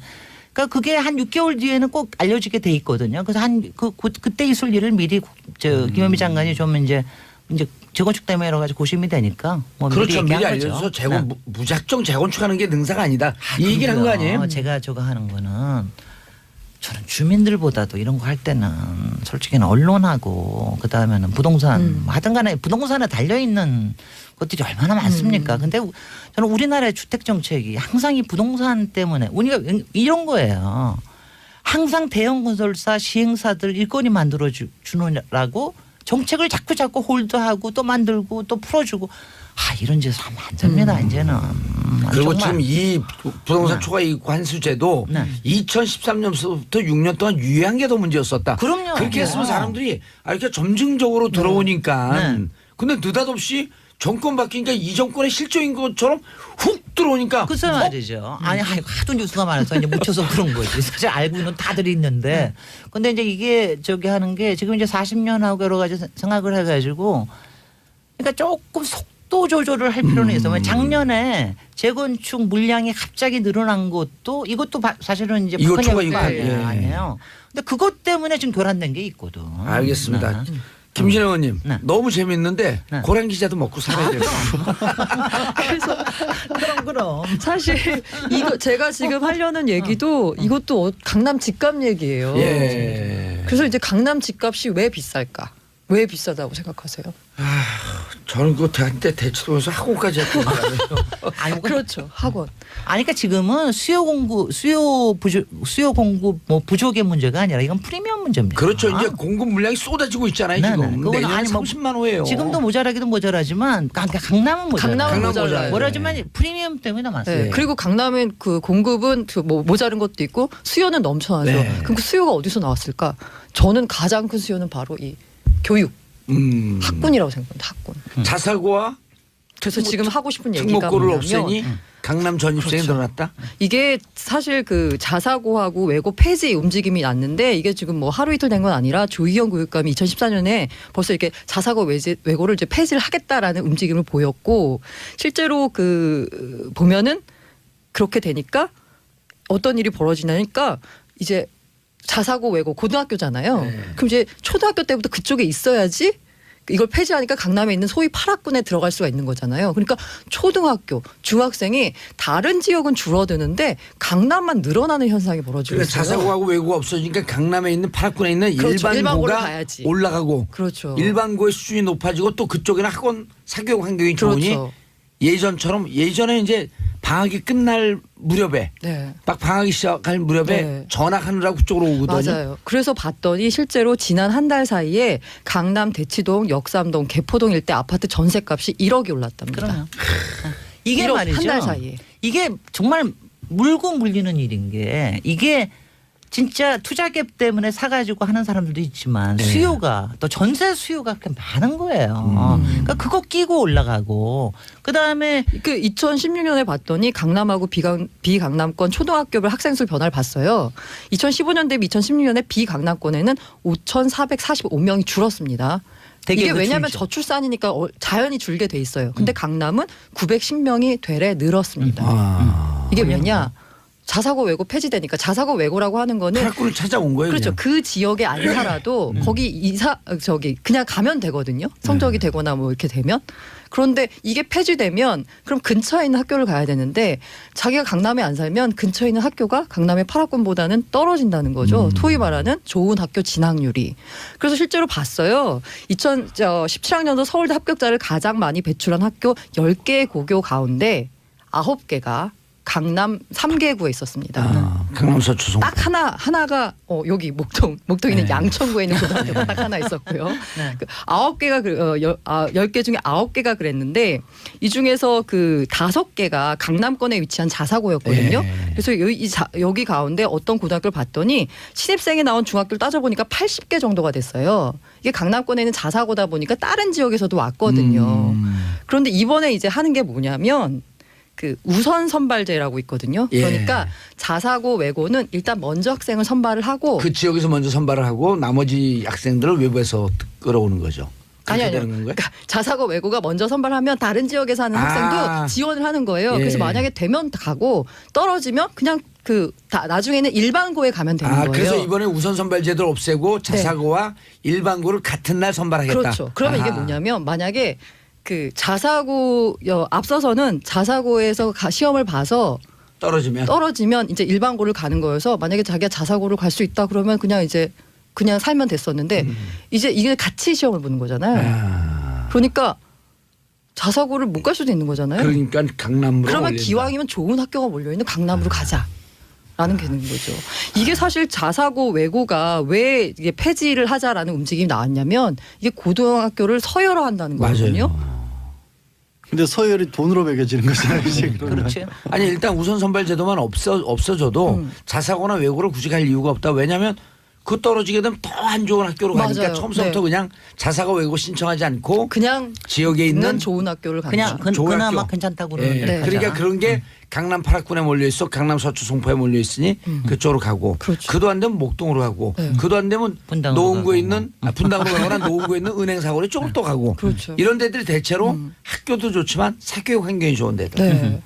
그래서 이게 약간 그 정부가 근데 우리 추진하는 방송, 우리 게 방송 듣는 분들이 난 몰랐는데 그쪽으로 이사 가야겠네. 이렇게 역으로 조장되진 않을까? 아니 그리고 실제로 이게 강남 다 학원 알겠죠? 가면 강남이 학원 내려 그러니까 고취학아동이나 네. 이런 걸 알고 있는 사람들은 다 알죠. 그래서 학원에서 또 공포 마케팅을 하는 게 네. 빚을 내서라도 강남으로 가야 가야 된다. 된다. 이렇게 어. 말을 하고 나니까 강남 집값이 이제 더 오르는 거거든요.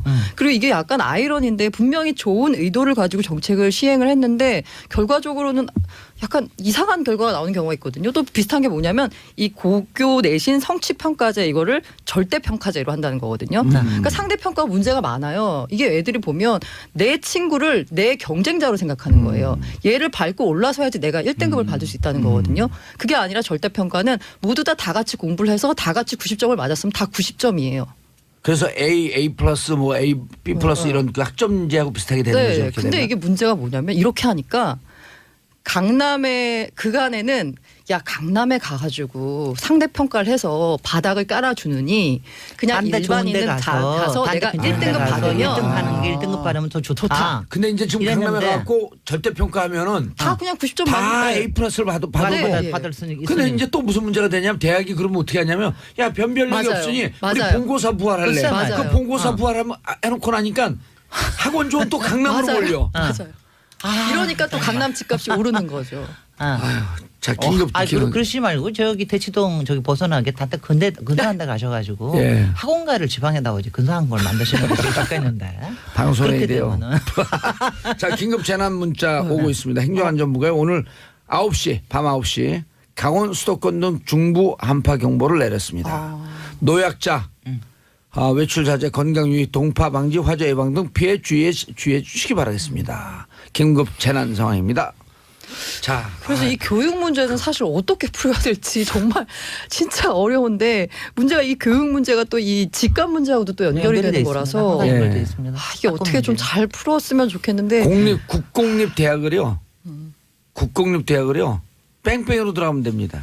그런 얘기도 나왔어요. 네. 무슨 그 뭐 한국 1대학, 한국 2대학, 한국 3대학 이런 아니 식으로 사립학교는 해가지고. 많이 받든 말든 알아서 하고 네, 예. 그다음 국공립 대학을 전국을 통일시켜 갖고 원하는 지역에 2년씩 1년씩 이렇게 갈 수 있게끔 교수들 회전시키고 그건 누가 반대해서 안 되는 줄 알아요?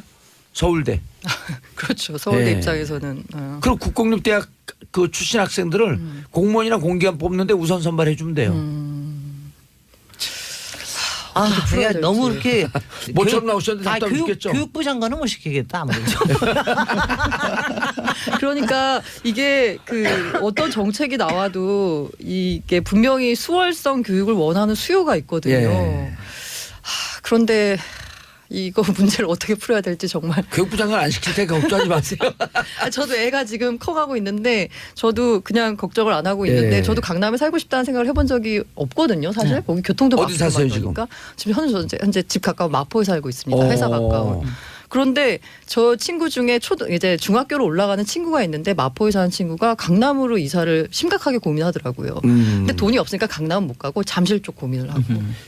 2470님 지방에서는 조금만 잘하면 서울로 가겠네 이러고 말하는데 대학을 지방으로 분산시켜 주세요. 아, 공기업 지방으로 다 보냈잖아요.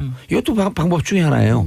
자, 최석현님 대치동 삽니다. 감 열심히 교통 대란입니다. 아이들 데리러 온 부모들 학부모 덕분에 주정차 단속위원분들이 교통 정리하느라 정신없습니다. 2000년이라 20년 전에 제가 이 원흉이었습니다. 죄송합니다. 20년 지난 다음 지금 사과드리겠습니다.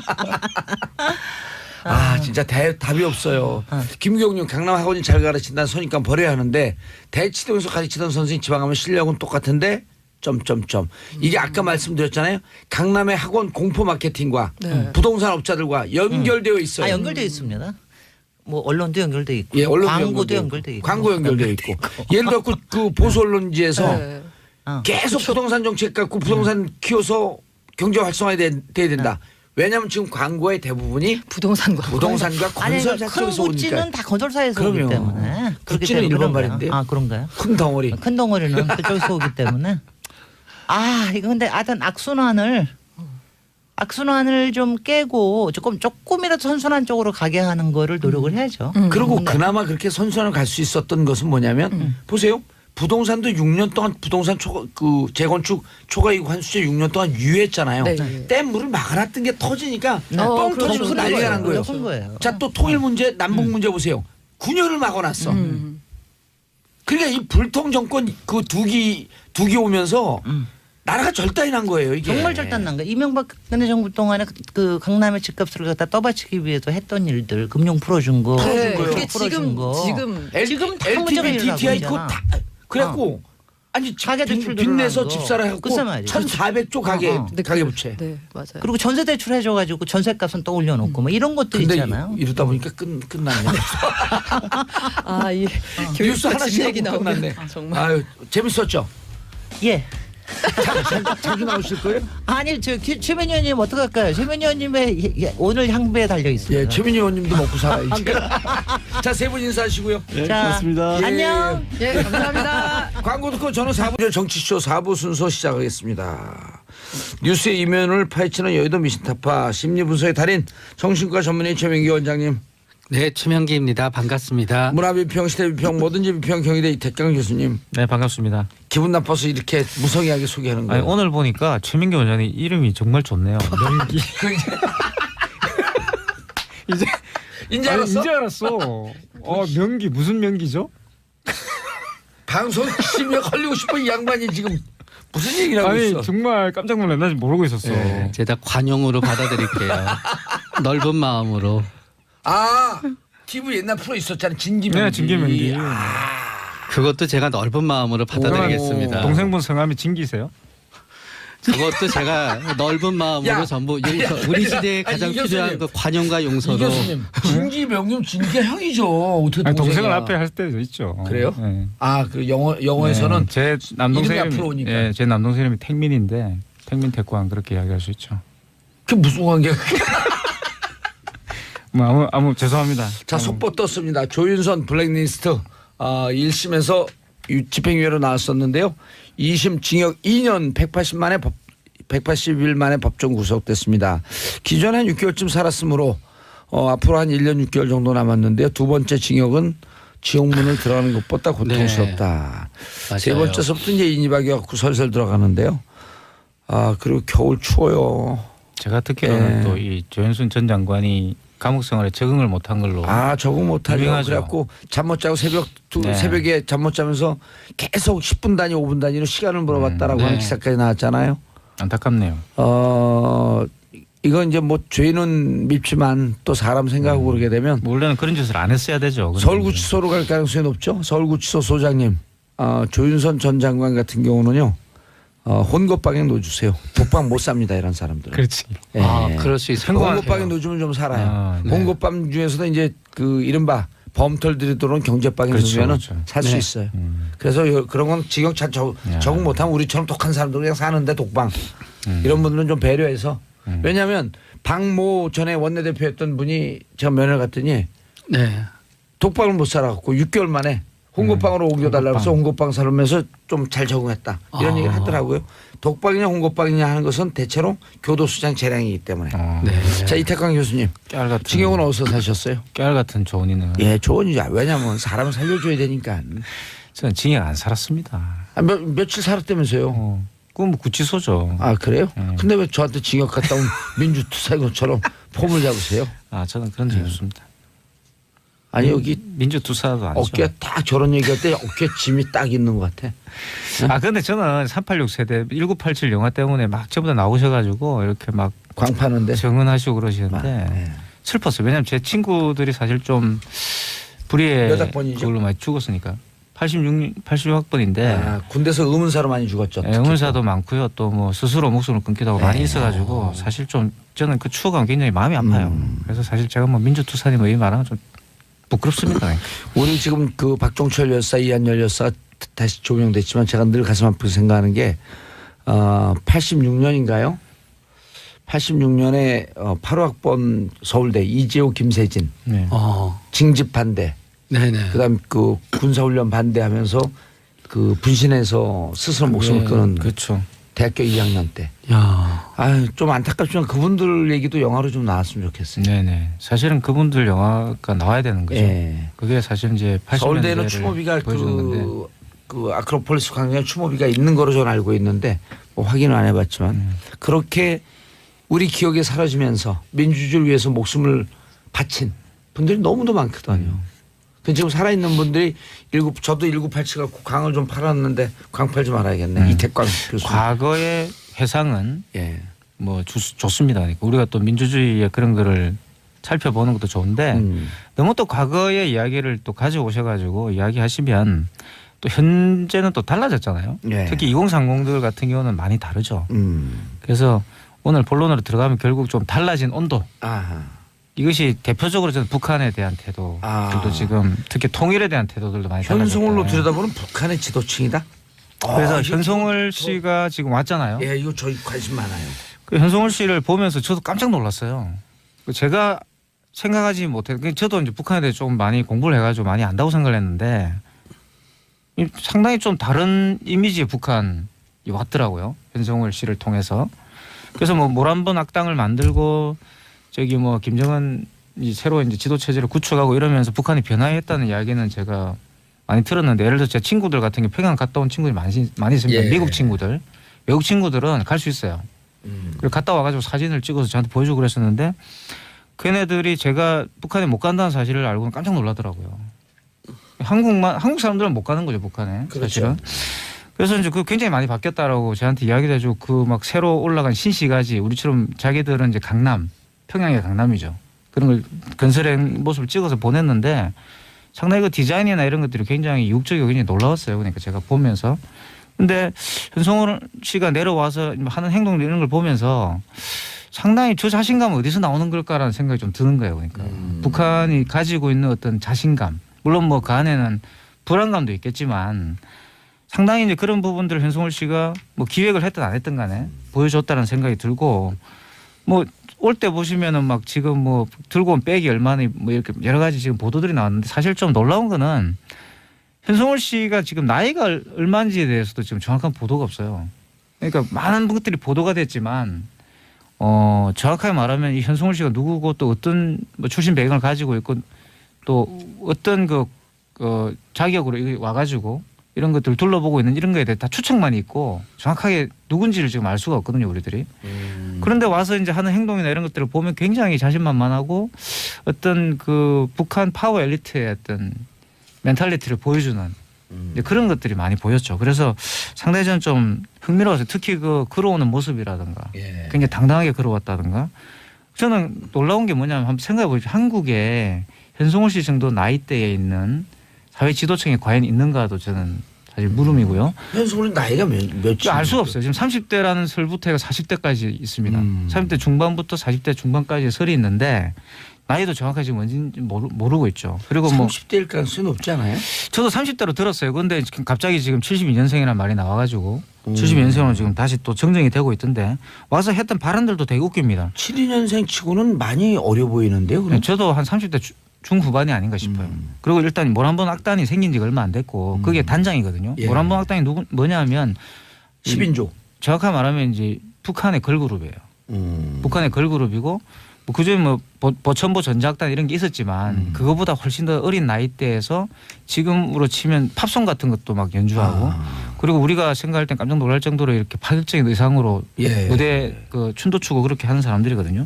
그래서 굉장히 조금 서구 문화와 또 어떤 적경지대가 굉장히 있고 예. 국제화가 되어 있는 그런 그 악단이죠. 예. 다른 악단하고 다르게. 그래서 어떤 많은 그 북한 전문가들의 이야기로는 모란봉 악단이나 이런 것들이 사실 지금 북한의 변화를 보여준다라고 네. 과거에 이제 진단을 많이 했었죠. 저는 이 교수님 얘기에 많이 공감이 가는 게 특히 북한 관련된 정보에 있어서는 보고 싶은 것만 보고 보도하고 싶은 그렇죠. 것만 보도하고 싶은 우리 보수 언론들의 태도에 먼저 문제가 있고 객관적으로 봐야 되거든요.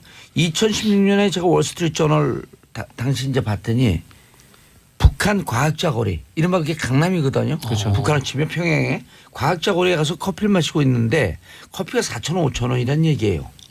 굉장히 비싸네요. 그렇죠. 그리고 스테이크가 5만 원에서 7만 네. 원이다. 파스타 집도 있고 햄버거 집도 그래서 있고 다 있어요. 있는데 스테이크가 80불에서 한 100불 사이다. 80불에서 한 90불, 60불에서 80불 사이다. 죄송합니다. 정정합니다. 60불에서 80불쯤 되는데 여기가 북한이라고 하는 얘기를 하지 않으면 강남의 한 지역에 와 있는 것 같은 착각을 느낄 정도로 네. 급격하게 변하고 있다. 그럼 우리가 이런 걸 봐주면 종북이라 그래요. 그러니까 난 그게 되게 웃깁니다. 그러니까 저도 이제 북한에 대해 굉장히 비판적인데 북한의 종북은 현실을 보자 그러면 종북이라 그런단 말이에요. 예, 아니 종북은 명진 스님 한 분이면 좋게요. 정치고 붙이는 건 명진 스님만. 근데 솔직히 말해서 이런 발언을 만약에 90년대까지만 했다. 우리 국가법만 그럼 바로 다 국가법을 가니까요. 줄줄이 엮여 가는 거죠. 그래서 처음에 이제 남북 회담을 하고 기자단이 처음에 왔었을 때 예. 그 초등학교 선생님들이 80년대에 굉장히 당황했었던 적이 있었어요. 북한 사람들은 전부 다 어떤 마치 방공 포스터에 악마처럼 묘사를 했었는데 얼굴 피부가 빨갛고 뿔이 나 있고. 네. 그런데 막상 우리 기자단이 가서 찍으니까 그냥 사람들인 거예요. 거기에 대해서 초등학교 선생님들이 다르게 얘기해 줘야 돼서 곤란을 겪은 게 있고 두 번째는 북한에는 빌딩이라든가 그런 게 하나도 없다고 70년대 내내 가르쳤었는데 80년대에 이제 남북이 기자단이 왔다 그렇죠. 갔다 하면서 나온 걸 보니까 굉장히 높은 빌딩이 있는 거예요. 그렇기 때문에 북한이 독재 체제인 건 맞고 그러면 전체를 놓고 보면은 뒤떨어진 부분도 맞지만 어떤 의미에서 또 지나치게 현실과 다르게 방송에 나간다든가 인용이 된다든가 하는 점은 또 북한에 대해서 올바로 판단할 기회를 갖다 놓치는 부분도 있는 거예요. 예를 들어서 어떤 한쪽에서는 얘기하거든요. 북한은 당장 두세 달이면 무너질 거다라고 얘기하고 어느 한쪽에서는 상당히 오래 갈 것이라고 얘기하게 되는 건데 그 과정 중에서도 균형 잡힌 걸 하기 위해서는 굳건한 뭔가 단단한 부분은 단단하다고 인정해 줘야 되는 부분이 있는 거고 네. 굉장히 거기에 대해서 뭔가 약한 부분은 약한 부분을 갖다 동시에 밸런스를 맞춰야 되는 건데 인간의 생각이 그렇게 균형 잡힌 생각을 하도록 굉장히 어렵게 되어 있고 그거를 또 정치권한테 이용하다가 보니까 그렇죠. 국민들은 한쪽으로 쫙 쏠렸다가 맞아요. 한쪽으로 쫙 쏠렸다가 하게 되면서 오히려 판단력을 갖다 그러니까 언론의 역할이 이런 걸 해줘야 되는데 이태강 교수님 영국에서 유학을 했으니 네.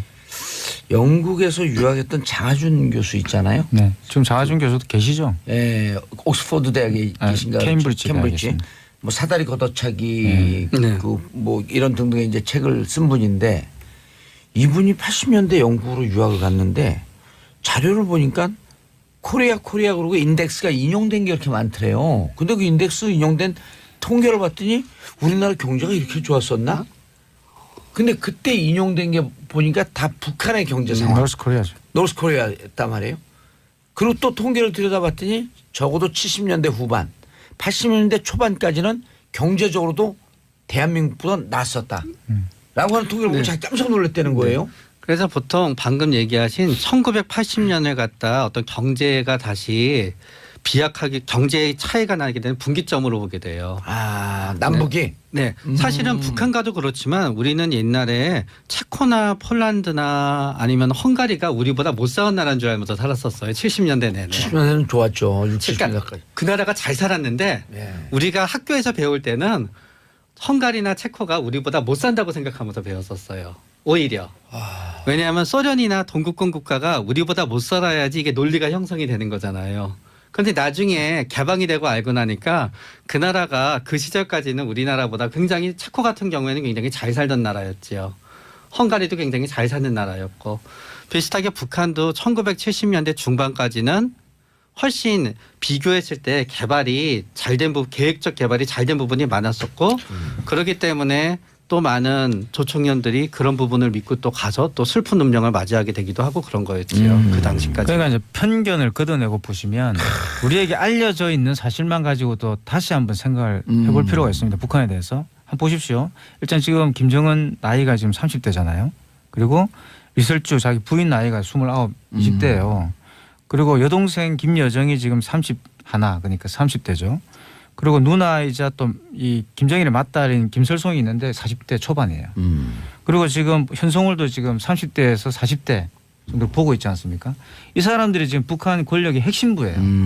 이미 세대가 이루어졌다. 전 세계적으로 파워 엘리트층이 가장 젊어요. 예. 국가를 이끌고 있는 그 정치인 중에서 우리나라에 지금 30대 정치인이 누가 있습니까? 한번 보십시오. 남한이 북한보다 훨씬 잘 산다고 그러는데 우리 정치나 이런 건 아직까지 세대 교체가 안 됐거든요. 저 30대.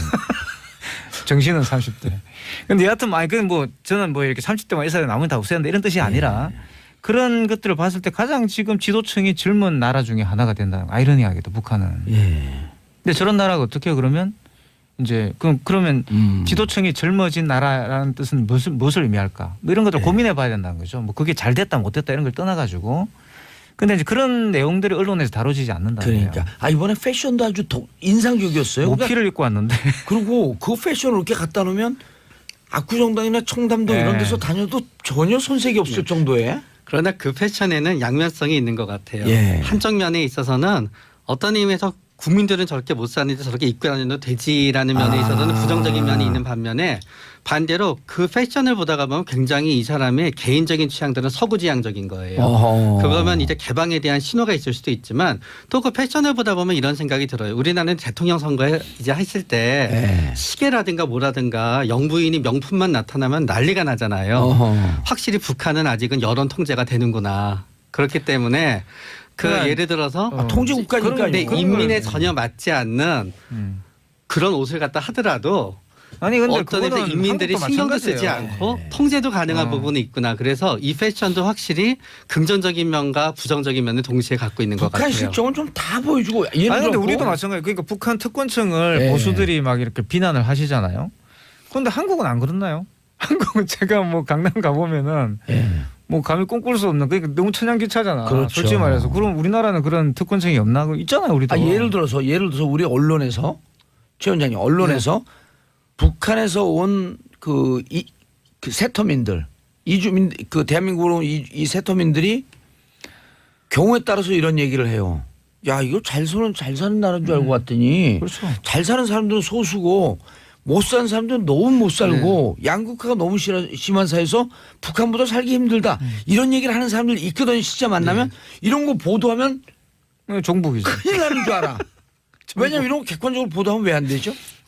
사터민은 진짜 되게 마음이 아픈 게 그거 어렵게 살잖아요. 다들 내려와서. 네. 사터민 분들은 이제 북한에서 오신 분들이란 걸 더해서 이민자의 서러움이 있어요. 이민자의. 그런데 우리가 예를 들어서 미국에 우리 한국 사람이 이민을 가서 우리 이민 1세대가 이렇게 힘들고 저렇게 힘들고에 대한 내용에 대해서는 굉장히 우리가 동정심을 가지는데 사터민들이 이민자로 와서 우리나라에서 적응하기 힘든 부분에 대해서는 의외로 동정심이 별로 없어요. 왜냐하면은 이거는 이민이 아닌 같은 민족의 국가니까 여기 옴으로 인해서 이사 온 건데 그냥. 이사 온 거고 무조건 어떤 이념을 버리고 이쪽에 적응하기 위한 마음을 가져야만 되는 거지 적응이 어려움을 호소하는 순간 그게 불평불만으로 하면서 그러려고 하면은 왜 내려왔지라는 부당한 비난을 그분들이 받게 되는 게 있어요. 이태강 교수님 질문 네. 있어요. 네. 북한의 노동신문 보면 정확하게 그지 없잖아요. 그렇죠. 그걸 지금 우리 여기서 이미 체제 경쟁에서 우리가 완전히 이겼다고 나는 평가하고 있는데. 우리는 이제 민주주의라는 것을 가지고 있죠. 예. 그러니까 거기서 북한에서 도저히 넘을 수 없는 체제적으로 이미 결판이 났는데 그렇죠. 다만 거기서 이제 핵무기 이런 것 때문에 아주 골치 아프게 군사적으로 그런 그 비대칭 전력을 갖고 있다라고 하는 차이 말고는 우리나라 사람들 5천만 국민들에게 이제 북에서 가서 살래 남에서 살래 그러면 다 남에서 산다는 거 아니에요. 네. 심지어는 고종간첩들도 임무가 끝난 다음에 북으로 가라면 안 가고 도망간다는 거 아니에요. 그렇죠. 심지어는. 그런데 노동신문을 우리가 여기서 보면 안 되나요? 저는 노동신문을 떠나가지고 그냥 조선중앙통신을 네. 채널 하나 만들어서 계속 중앙통- 보여주면 그게 바로 저는 북한에 대한 실상을 알 수 있는 좋은 기회라고 봅니다. 우리의 자신감의 아무도 동의하지 표현 아니에요? 않을 거예요. 아무도 동의하지 않을 거예요. 조선중앙통신을 보면 북한이 저런 나라면 가서 살고 싶지 않다는 생각이 들겠죠. 그걸 왜 우리가 보면 안 되죠? 근데 왜 오픈을 그러니까 안 그게 하죠? 참 이상한 겁니다. 이상하네, 제가 항상 진짜. 주장하는 게 그냥 채널 하나 해가지고 계속 그걸 보여주라는 거예요. 세계 채널이 다 있는데 우리나라에 네. 전 세계 채널이. 근데 이제 오픈 못하는 거의 첫 번째는 오픈함으로써 그게 국내에서 정치적인 문제가 되다가 보니까 만약에 어느 정권이든지 특히 진보 정권에서는 그거를 오픈한다는 게 상당한 부담으로 다가오는 거예요. 그게 하나의 상징으로 다가서게 되는 그렇지. 거니까.